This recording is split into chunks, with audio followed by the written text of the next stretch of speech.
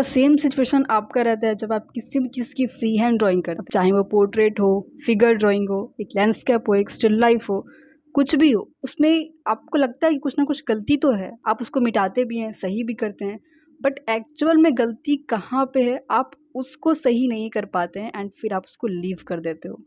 अगर आपको एकदम एग्जैक्ट बनाना है, अगर आपको सारी मिस्टेक्स आपके आर्टवर्क से निकालनी है, तो जो आपका ड्राइंग है उसके अलावा जो ड्राइंग में नहीं है आपको वो भी देखना पड़ेगा। जैसे कि अगर आप आईज बना रहे हैं तो आपके माइंड को पहले से ही पता है कि आप एक आंख बना रहे हैं और आपका माइंड उसका शेप, उसका एक इमेज पहले ही अज्यूम कर लेता है और आप फिर कंफ्यूज हो जाते हो बहुत ज़्यादा, क्योंकि आप उसमें फिर शेप्स को नहीं देख पाते, उसको आप रैंडम तरीके से आप नहीं देख पाते हो। आपको लगता है कि बस ये आई है तो आई की तरह लगना चाहिए। उसी को सोचते सोचते आप उस तरीके से उसमें डूब जाते हैं, उसमें जो रियल मिस्टेक्स है, उसमें जो रियल चीज़ें हैं उसको नहीं समझ पाते हैं। इसीलिए आपका जो माइंडसेट है उसको चेंज करने के लिए आज का जो एक्सरसाइज है, आज का जो प्रोसेस है, उसको समझना आपके लिए इम्पॉर्टेंट है। अब तक हम क्या कर रहे थे कि जो भी हमारी ड्राइंग है उसको एकदम ऑब्जर्व करना है अच्छे से, हर जगह पे मिस्टेक्स देखनी है, हर जगह पे मिस्टेक्स निकाल करके उसको सही करना है। लेकिन अब हम क्या करेंगे कि अपनी ड्राइंग को भूल जाएंगे और ड्राइंग के अलावा अब जो भी स्पेस है, जो भी शेप्स हैं आपके रेफरेंस में, आपकी ड्राइंग में, अब आप उसको देखेंगे, जिसको हम कहते हैं नेगेटिव शेप्स। नेगेटिव शेप्स एक ऐसी चीज़ है जो आपकी ऑब्जर्वेशन को बहुत ज़्यादा इन्हांस कर देती है। अगर आपको नहीं पता है कि नेगेटिव शेप्स क्या होते हैं, तो आपके रेफरेंस में जो आपका सब्जेक्ट है उस सब्जेक्ट को छोड़ करके और जितने भी एरियाज उसमें अब बच जाते हैं, जहाँ पे कुछ नहीं है, जहाँ पे कोई आपका मेन सब्जेक्ट नहीं है, उसको हम नेगेटिव शेप कहते हैं।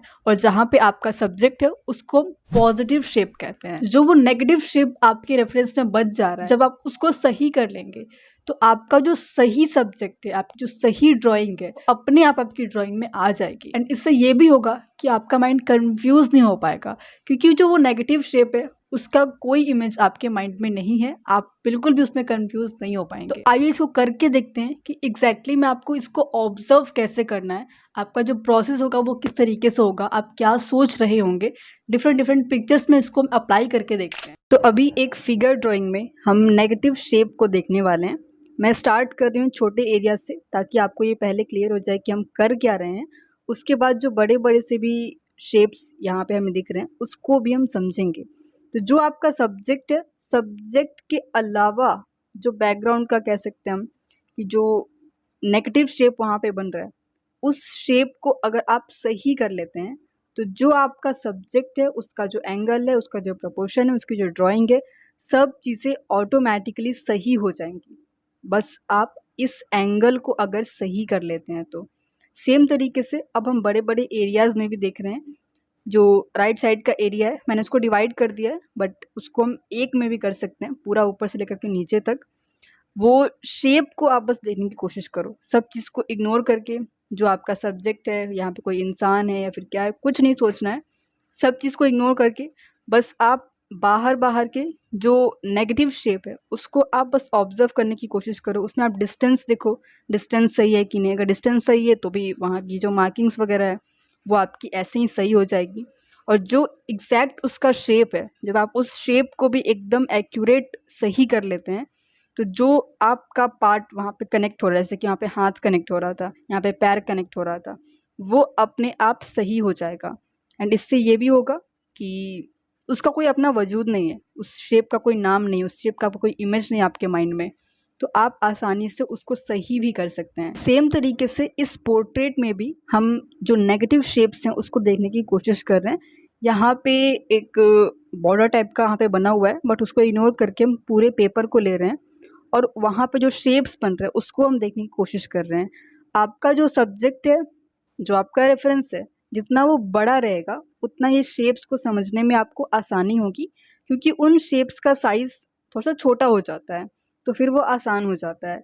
लेकिन जब आपका सब्जेक्ट बहुत छोटा सा है और आपका पेपर बहुत बड़ा सा है तो वहाँ पे थोड़ा सा कन्फ्यूज़न क्रिएट हो सकता है। एग्ज़ाम्पल के लिए मैंने आपको यहाँ पे करके दिखाया हुआ है कि आपको इस तरीके से सोचना है, सब चीज़ को ब्लैंक आउट करके आपको बस रैंडम शेप्स निकालने हैं, कुछ नेगेटिव शेप्स आपको निकालने हैं। कुछ इंपॉर्टेंट टिप्स जो आपको इसमें हेल्प करेंगे। सबसे पहला, जब भी आप बहुत ज़्यादा कंफ्यूज हो जा रहे हैं, आपको समझ नहीं आ रहा है, तो आपको सिंपली क्या करना है कि जो भी आपका रेफरेंस है, जो भी आपकी ड्राइंग है, उसको सीधा नहीं रखना है, उसको आपको उल्टा करना है। इसको जब आप अपसाइड डाउन ऐसे कर देंगे दोनों को, तब आपका जो माइंड है वो हर एक चीज़ को शेप्स के फॉर्म में देखना स्टार्ट कर। दूसरा, जो भी इसमें बड़े बड़े से रैंडम शेप्स हैं, एक बड़े बड़े एरियाज हैं, सबसे पहले आप उसको सही करो। उसके बाद जो छोटे मोटे शेप्स हैं आपके इधर उधर से, उसको फिर उसके बाद सही करना। एंड थर्ड, कि आपको हर जगह पे ऑब्जर्व करना है, क्रॉस चेक करना है, एरियाज को कंपेयर करके देखना है, ताकि कहीं से भी कोई भी मिस्टेक ना बचे और जैसा रिजल्ट आप चाहते हैं उस रिजल्ट को लेकर के आप आ पाए। अब लेसन तो आपने देख लिया, बट मुझे पता है कि आप इसकी प्रैक्टिस नहीं करेंगे, इसीलिए आपको एक टास्क मैं यहाँ पे दे रहा हूँ। कोई भी सिंपल सा आपको रेफरेंस लेना है और उसमें जो भी नेगेटिव शेप्स हैं उसके किसी भी एक पार्ट को आपको ड्रॉ करना है। जितना भी आप अपना बेस्ट दे सकते हो, दे करके आपको उस बस नेगेटिव पार्ट को आपको ड्रॉ करना है एंड ड्रॉ करके आपको इस नंबर पे सेंड करना है। एंड कमेंट में क्लियर आप लिख देना, ताकि मुझे समझ आए कि ये चीज़ आपको क्लियर हो गई है। तो अब हम आपको मिलते हैं अगले लेसन में, तब तक के लिए इसको समझते रहिए।